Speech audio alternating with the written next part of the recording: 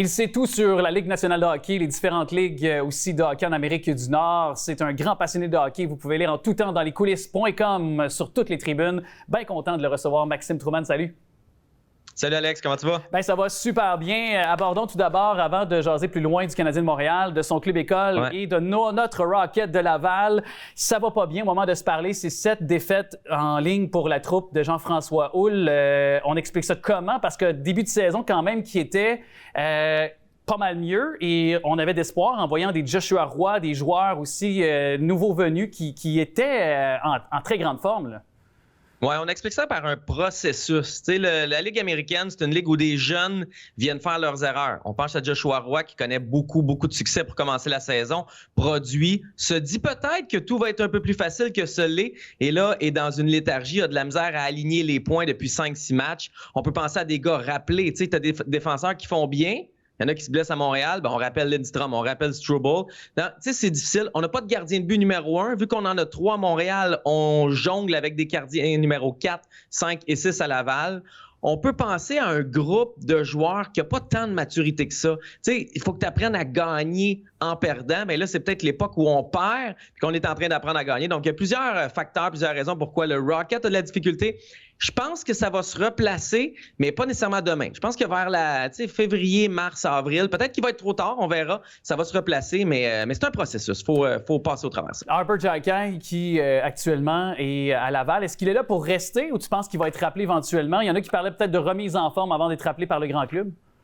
Ouais, ben c'est pas une remise en forme. Ça, ceux qui ont dit ça, c'est pas une information qui est véridique. Xhekaj est là pour justement le processus.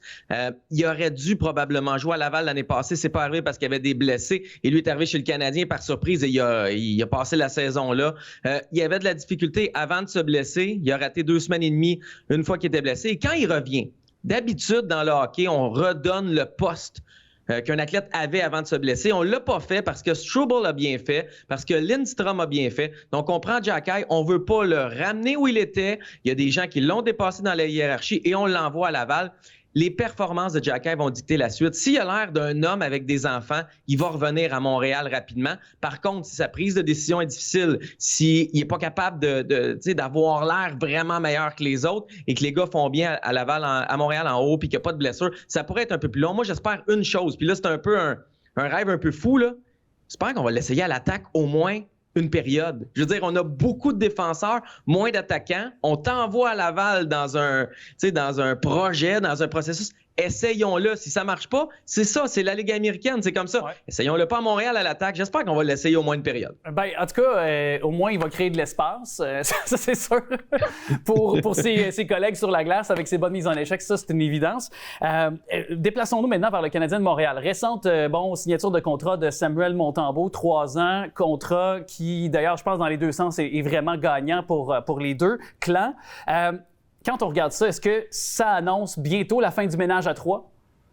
Ben, il faut que ça annonce la fin du ménage à 3, puis j'espère que c'est déjà fait quand vous nous écoutez ou que ça va être fait dans les prochaines minutes, prochaines heures, prochains jours. Ça l'a assez duré. T'sais, on regarde Samuel Montembeault, il accorde 1 but de moins que tous les autres gardiens du Canadien. Primo et Allen accordent 1 but de plus par match. Donc là, tu te dis, on a un gardien qui maximise nos chances de gagner. On veut jouer des matchs significatifs au printemps, même si on ne fait pas les séries, on va être encore dans la course en mars-avril. On est prêt à justement envoyer Xhekaj à Laval pour avoir la meilleure formation possible à Montréal. Et pourtant, on n'envoie pas toujours le gardien qui nous donne les meilleures chances de gagner devant le filet. Samuel Montembeault a eu 40% des départs seulement, et c'est ton gardien numéro 1 que tu viens de signer comme un numéro 1, qui est québécois en plus, qui connecte avec les partisans, qui offre de bonnes performances. Bref, il faut qu'on arrête le ménage à 3, qu'on choisisse notre numéro 1, on vient de le choisir, et qu'on choisisse le bon numéro 2, et ensuite qu'on aille avec ça, parce que la rotation à 3, là, football, j'ai jamais vu ça. Là. Le bon corps arrière dans l'NFL, tu le ramènes.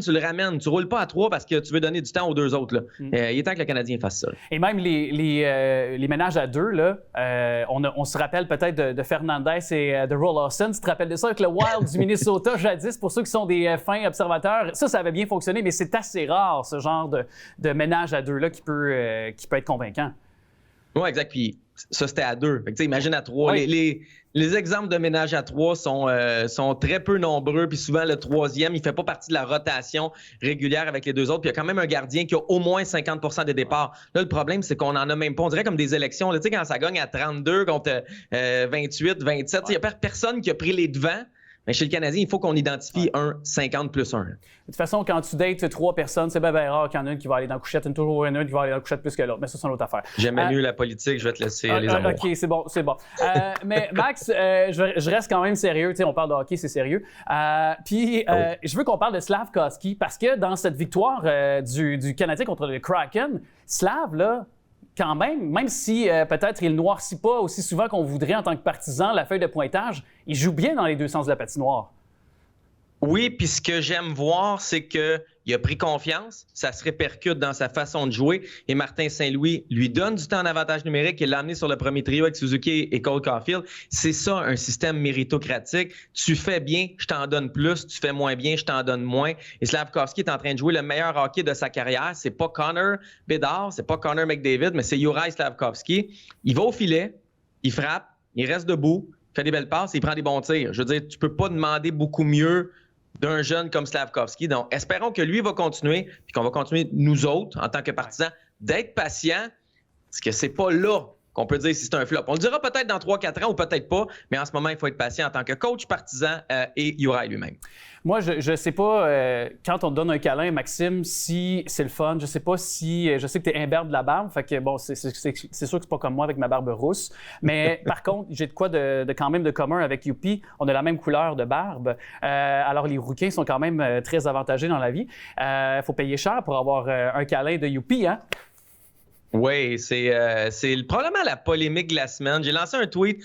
Bref, le Canadien m'a envoyé une pub sur Facebook, sur Meta, avec probablement mon comportement de fan de sport. Ça me disait d'acheter un forfait folie fourrure. J'étais bien curieux. Je suis rentré là-dessus. 195 $ plus taxes pour être certain que Youpi va venir te voir à ton siège pendant un match du Canadien où tu as déjà payé 200-300 pour être là, le parking, la nourriture, peut-être une bière. Puis je veux dire, Youpi, c'est pour des enfants. Moi, j'ai eu beaucoup de misère à ce qu'on monétise une visite d'une mascotte quand tu es déjà dans le Centre Bell. Elle devrait venir, avec l'expérience d'être à un match canadien. Donc, j'ai de la misère avec ça. Le Canadien a dit après que les profits allaient être à la fondation. Quand on décortique, on comprend que les revenus, moins les dépenses, c'est les profits. Et que dans les dépenses, on va mettre plein de trucs, là, le sac de cadeaux, le salaire de Youpi, le salaire de l'accompagnateur, les frais d'administration, etc. Donc, au final, je pense que le Canadien a essayé d'étirer l'élastique et ça lui a pété en plein visage, mais on regardera la suite de cette histoire-là de Youpi, folie fourrure. Et merci beaucoup à toi, mon cher Max Truman. On te trouve dans lescoulisses.com, dans lescoulisses.com, dans lescoulisses.com, dans lescoulisses.com. Amen, telle une homélie. Je voulais le dire parce que c'est la référence dans le domaine du sport. J'adore aller là pour les potins, pour le sport, pour être au courant de nos ligues, dont le Rocket de Laval. Merci à toi, Maxime Truman. Merci, Alex. T'es fin pour les 3-4 plugs, j'apprécie. Ça fait plaisir. Merci à toi. À bientôt. Salut.